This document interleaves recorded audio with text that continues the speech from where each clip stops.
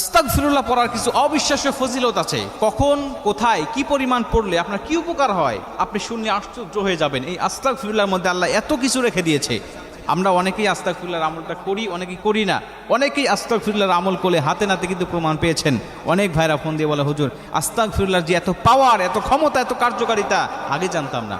আমি বলছি আপনাকে, আপনি আমলটা শুরু করেন, আজকের থেকে শুরু করেন, 1 মাস 15 দিন করেন, দেখেন আপনার ফলাফল আপনি নিজেই দেখতে পারবেন ইনশাআল্লাহ। আস্তাগফিরুল্লাহর এত একটি পাওয়ার, আল্লাহ পাক আমাদের জন্য একটা সহজ একটি আমল পাঠিয়েছে।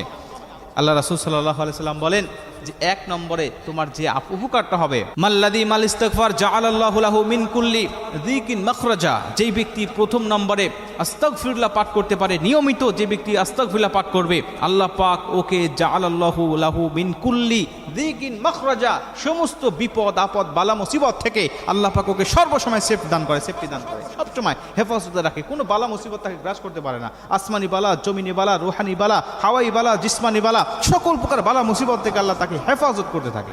আপনি দেখবেন যে অবিশ্বাস্যভাবে, গায়েবীভাবে আপনাকে এই বালা মুসিবত থেকে আপনাকে হেফাজত করে দিচ্ছে। আপনি সবসময় মাল্লাযী মাল ইস্তিগফার মানে হলো সবসময় আপনি ইস্তিগফারের সাথে লেগেই থাকবেন, ইস্তিগফার আপনার মুখ দিয়ে পড়তেই থাকবে।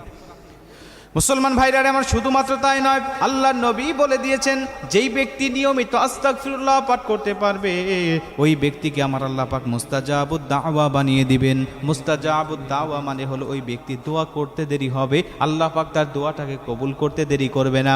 আমার মুসলমান বাবাজি, আমার আল্লাহর নবী বলে দিয়েছেন মুস্তাজাবুদ দাওয়া ওই ব্যক্তিকে বানিয়ে দেওয়া হয় যেই ব্যক্তি নিয়মিত আস্তাগফিরুল্লাহ পাঠ করতে থাকে।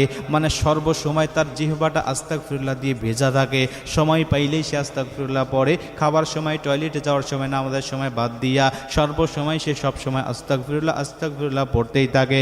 আমার মুসলমান বন্ধু, আপনারা জানেন ইমাম আহমদ ইবনে হাম্বল একটি প্রসিদ্ধ ঘটনা। তিনি যখন কোনো একটি দেশে চলে গেলেন, সফরে নিয়তে রওনা হলেন, একটা মসজিদে রাত্রি যাপন করার জন্য তিনি ঢুকে গেলেন। মুয়াজ্জিন তাকে রাখতে দিলেন না, তাকে থাকতে দিলেন না, বের করে দিলেন। মুসলমান বাহিরের একজন রুটি বিক্রেতা, একজন দোকানদার দেখলেন যে তার সাথে মুয়াজ্জিনের সাথে আগন্তুকের ঝগড়া হইতেছে। রুটি বিক্রেতা ওই দোকান থেকে তার কাছে এসে ডাক দেয়া বলেন, কি আপনি বলেন তো দেখি কি হয়েছে আপনার, আমাকে বলেন। তিনি বললেন, আমি একটু রাত্রিটা যাপন করতে চাই, কিন্তু মসজিদে থাকতে দেয় না। তিনি বললেন, আপনি যদি কিছু না মনে করেন আমার কাছে থাকতে পারেন, আমার বাসায়, আমার দোকানে আপনি থাকতে পারেন, সেখানে আমি থাকি, একটা জায়গা আছে, বিছানা আছে।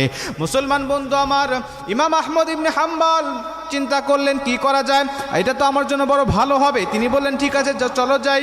তার কাছে যখন চলে গেলেন, দোকানের মধ্যে উপস্থিত হয়ে গেলেন, চিন্তা করলেন তাকে বিছানায় শায়িত হওয়ার জন্য তাকে বিছানাটা পেরে দিলেন। কিন্তু বিছানায় না শুয়ে তিনি বললেন, তোমার আগুনের উপরে আমি একটু আগুন তাপাইতে থাকি, আমি একটু আগুন তাপাই, যেন শীতের দিন আমার জন্য ভালো হবে।